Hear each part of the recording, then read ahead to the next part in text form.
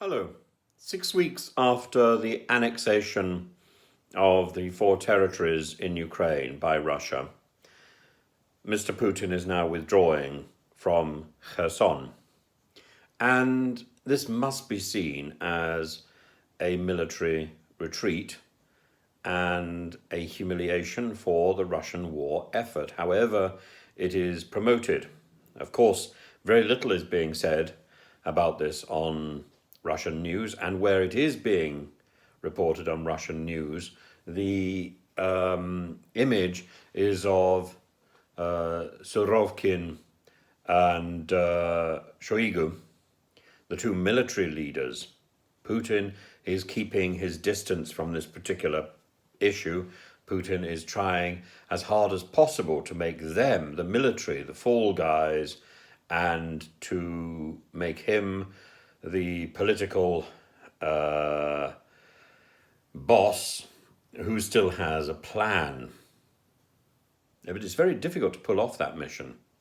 So number one, he's trying to suggest this is somebody else's fault. Number two, the political consequences of losing the capital of one of those regions that he has stolen, even if he redefines the capital, even as at the moment he's defined Hennichest as the new capital, the temporary capital of the Kherson region.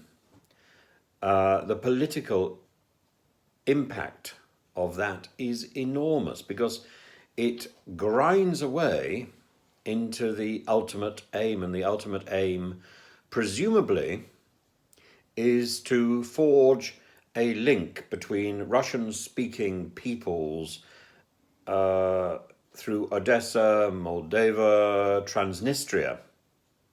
And it's getting that Transnistria connection which is ultimately, I suspect, the essential part of the bigger Putin plan. That's now almost impossible because of that retreat.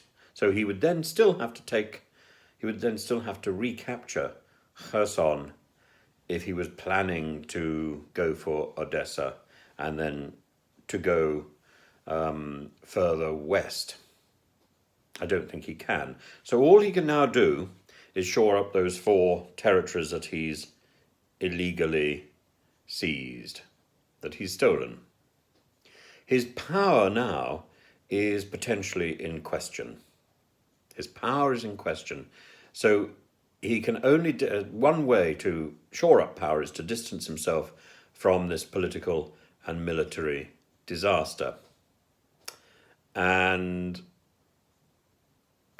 he's also decided now not to attend the G20. So even though there was a huge Telegraph article about Sunak's advice to Navalny for a proposal of negotiations during the G20 with Putin, Putin will now not attend. More than that, his spokesperson, Dmitry Peskov, says that his presence in Russia is a necessity. There's no plans even for a remote link.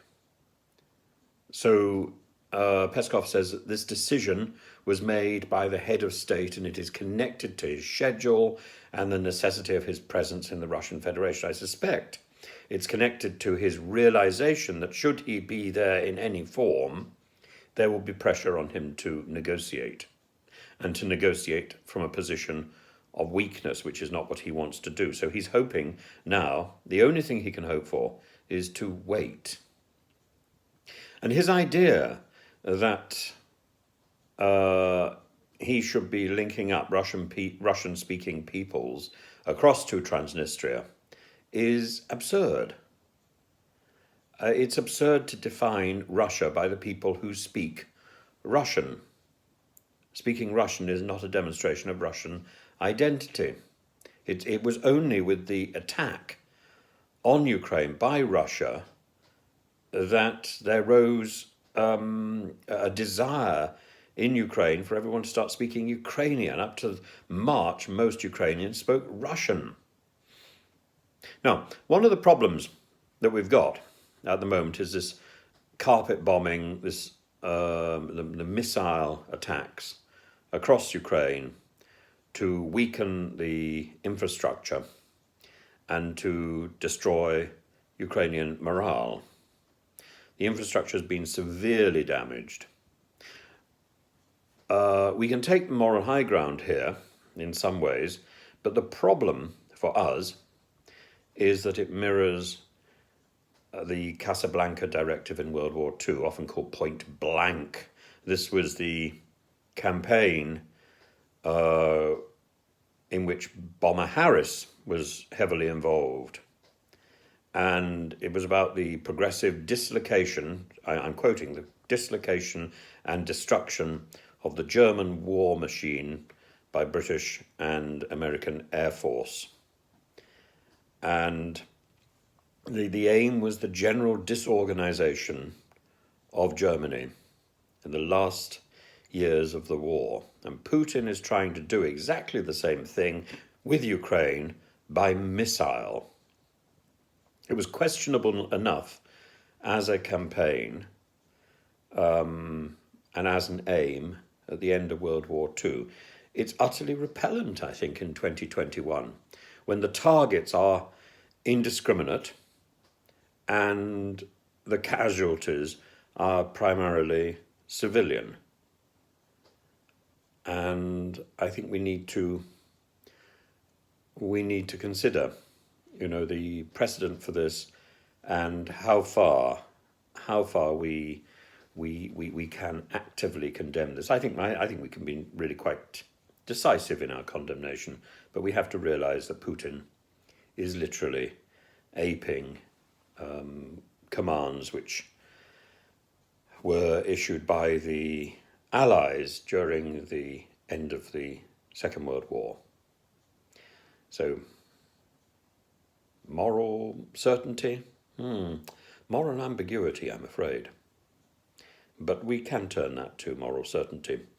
I think anything that is deliberately targeting civilians and civilian structures must be wrong.